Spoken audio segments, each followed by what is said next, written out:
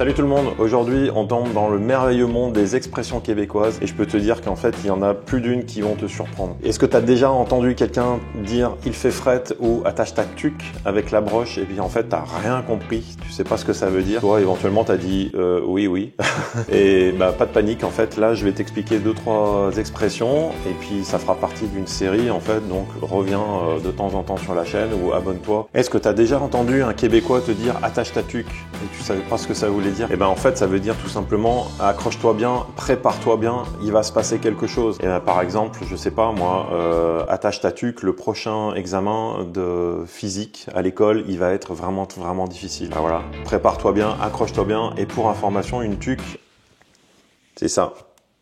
T'as certainement entendu un Québécois qui dit capoter. Mais ça veut dire quoi en fait capoter? Bah en fait il y a plusieurs significations, il y a plusieurs façons de le dire et puis ça veut pas forcément dire la même chose. La première chose, ça peut exprimer une grande joie. Par exemple, j'ai eu mon diplôme, je capote complètement. Ou alors ça peut exprimer aussi un sentiment de colère. Par exemple, j'ai un copain qui m'a pas remboursé l'argent qu'il me devait, là je capote un peu là. Ou alors ça peut exprimer aussi un sentiment d'anxiété, d'impuissance. Par exemple, quand j'ai appris qu'il y avait eu un accident, bah, j'ai capoté. Et puis si tu rajoutes encore plus le bain raide derrière, bah, ça augmente encore plus l'impact du mot, la signification du mot. Est-ce que tu sais ce que c'est qu'un chum et une blonde ici? Un chum en fait, il y a deux petites façons de le dire. Il y a le chum tout court, donc ça c'est l'amoureux, c'est le Valentin, la Valentine, etc. Par contre si on dit mon chum de gars, bah là c'est un ami, c'est un copain, c'est pas mon petit ami. Et la blonde, bah la blonde c'est la même chose mais pour la femme, sachant qu'une blonde peut être rose, brune, blonde, mais ça reste quand même une blonde. Il fait fret comme en ce moment là, alors, enfin pas trop, mais un petit peu quand même. Et est-ce que tu sais ce que ça veut dire? Alors il fait fret, c'est simplement il fait froid, mais il fait plus froid que froid. Généralement quand on va à peu près jusqu'à moins 15, moins 20 degrés, on dit qu'il fait froid. Si on descend en dessous des moins 15, moins 20, bah là ça pique un petit peu plus. On dit qu'il fait fret. Ça peut être valable aussi si jamais on a une température qui est pas trop froide, entre 0 et 15-20 degrés, mais que par contre il y a un facteur vent qui vient rajouter le fait que on a un ressenti qui est vraiment beaucoup plus froid. Bah là il fait fret en fait, ça va glacer les os. Donc quand il fait froid, il fait froid.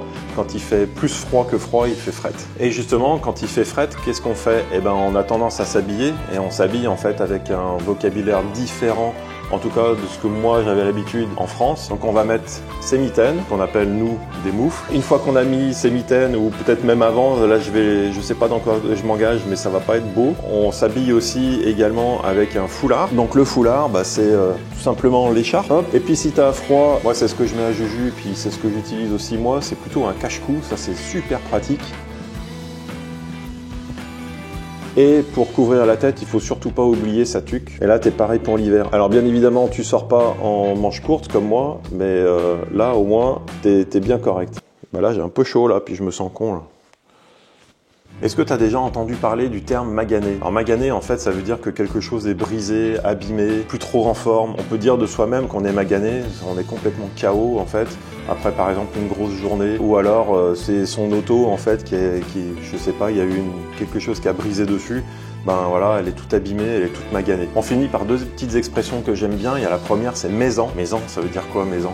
Et ben en fait, ça veut dire, tu l'as dit, tu as tout à fait raison, en fait, c'est vraiment ça. Par exemple, j'ai trouvé que ce documentaire sur Netflix, il était vraiment intéressant. Maison, bon, c'est pas comme ça que tu le dis, mais t'as compris le sens. Et la dernière, en fait, c'est tigidou. Tigidou, ça veut dire, ok, je suis d'accord, pas de problème, ça marche, tout va bien, etc. Par exemple, bah, je t'invite au restaurant ce soir, est-ce que ça te dit qu'on se rejoigne vers 19h? Tigidou. Voilà. Moi, je l'utilise jamais, en fait, ça. Et ouais, parce qu'en fait, toutes ces expressions, personnellement, j'ai du mal à les utiliser. Je me trouve pas encore crédible à pouvoir les utiliser. Je trouve que dans la bouche d'un Français, ça sonne faux. Pour autant, ça fait partie de l'intégration, en fait. Je pense que les Québécois, dites-le moi si vous êtes d'accord, dites-le moi dans les commentaires. Je pense que ça les touche, en fait, qu'on fasse des efforts pour parler avec leurs expressions plutôt que d'arriver avec nos gros sabots et puis sortir nos expressions. Non, on est dans un pays, on arrive dans un pays, on s'intègre.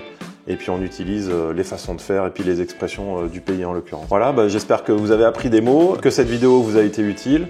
Si c'est le cas, mettez un petit pouce. N'hésitez pas à partager cette vidéo à des gens dont vous savez qu'ils vont venir au Québec, soit pour immigrer, soit en tant que touriste, soit peu importe, de n'importe quelle façon. Et puis abonnez-vous surtout pour ne pas rater les prochaines. Et puis moi je vous dis à bientôt. Salut!